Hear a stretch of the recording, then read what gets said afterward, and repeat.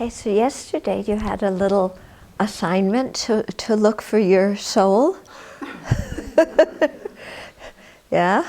Could you find anything that's not your body and not your mind, that is truly you, immutable, everlasting? Yeah. Now you can see that it's a comforting idea, and especially if we grew up in a theistic religion, then, that teaches that, then it's very comforting. And one way to think that there's something that's really me, that's permanent, that isn't going to ever die, even though the body dies and everything like that. Okay.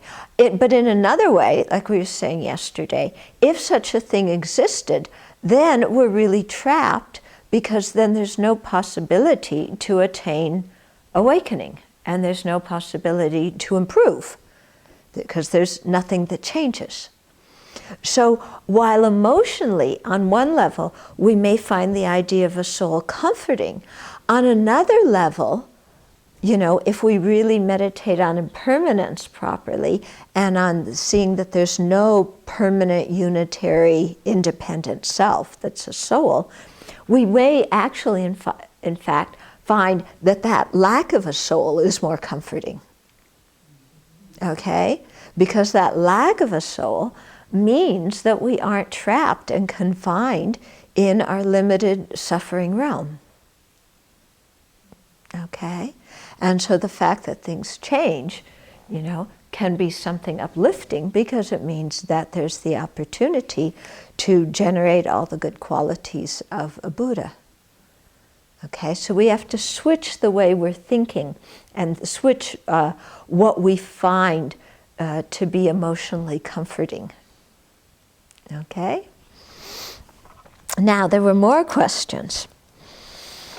Okay, so somebody's asking about a quotation in Open Heart, Clear Mind that says, each person has a separate mind stream. We're not fragments of a universal mind, because we each have our own experiences. That doesn't mean we're isolated and unrelated, for as we progress along the path, we begin to realize our unity and independence. Still, we each have a mind stream that can be traced back infinitely in time. Okay, so the question is, seriously, this one I can't quite wrap my brain around, since it seems very contradictory.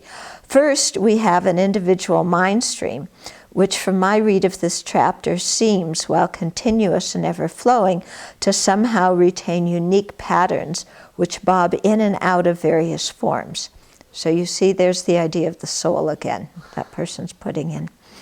Yet it is then suggested that we will come to realize our unity and interdependence, which, when explored far enough along the lines of an ultimate reality, will reveal no separation or individual uniqueness, hence interrelatedness. How do we reconcile no inherently existent I with separate mind streams which are unique and not part of a universal mind? Okay? When we're talking about unique, we each have a mind stream. In other words, my mind stream is not your mind stream. It's not anybody else's mind stream. We're all not chips off the old block of one universal mind stream. Okay? But when it's saying that we're not isolated and we are interdependent, what we're getting at there is just on a conventional level, human beings are not isolated, independent things that don't change, okay? That who we are is a dependent arising phenomena. Our body's dependent arising, our mind is dependent arising, the self is dependent arising, okay? So on a conventional level, things are all interrelated in that way. Yeah, but there isn't one universal mind that is then broken up into different mind streams, and we all go back to the unity at the end. It's not like that, okay? So we each have our own mind stream, in the sense that when one mind stream becomes Buddha, it doesn't mean everybody else's mind stream becomes Buddha, okay? But our mind streams, we do affect each other, and so in that way we're interdependent. So it's talking in two different ways, okay? But our mind streams also lack any inherent nature, yeah? So even though one mind stream is not the same as another, each mind stream is something that arises dependently. Depends on causes and conditions, it depends on parts, okay? It depends on being conceived and labeled. Okay, so that clear? People getting that? Okay, yeah. So that's important. Then there was. I better continue with this here. Okay, having grown up were certain ideas from Asian culture. Wait a minute. Let's get. Okay, deep down, I felt that there was something that was me that would be going on to the next life. Then, in addition to thinking of myself as solidly and inherently existent, the I to which I'm attached is also eternal. This was really satisfying to me. I will experience the results of my actions in future lives, and I created the karma to be reborn into this situation. So you see, there's the idea of a soul again. There's one me. I create, the causes, and then the same me experiences the result. But if you look at that, that's logically impossible. Because if the soul were permanent and frozen, it couldn't create karma. Because creating karma involves change. And if something created karma and experienced the result, it has to be different than what created it. What created that karma, okay? So two things. If you have a permanent soul couldn't create karma, okay? If you're saying that even though it's permanent, it still creates karma, then the resultant soul is permanent and couldn't experience the effects of karma, because experiencing the effects involves change, okay?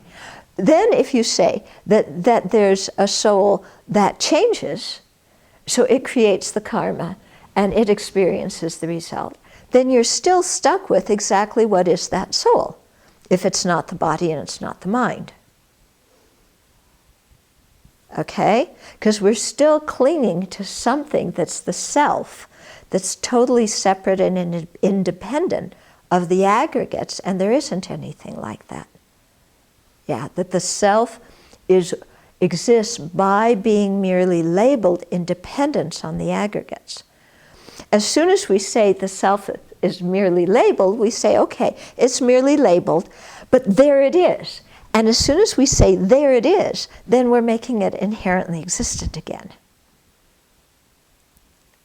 Okay? So saying it exists by being merely labeled is just that. It's nothing more than what was created by conception and labeling, and you can't point to it anywhere when you look with ultimate analysis. But when you don't look with ultimate analysis, you say, there's Semke, and there's Tarpa, and there's Jigme, and all those selves exist. But if you try and find them and isolate what they are, you can't. And see, this is where we find it difficult, yeah? Because as soon as we analyze and try and look for what it is, we don't find it, so we say it doesn't exist. And as soon as we look for it and it seems like there's a self there, we might say, oh, it exists dependently, but actually our mind is thinking it's inherent. Okay? So this is always the difficulty we have, is that we confuse non-existence with emptiness, and dependent arising with, or conventional reality, dependent arising with inherent existence. And we can't, in each of those two pairs, we can't tell the difference between the two members of the pair, but they're quite different. So we really need to think about this.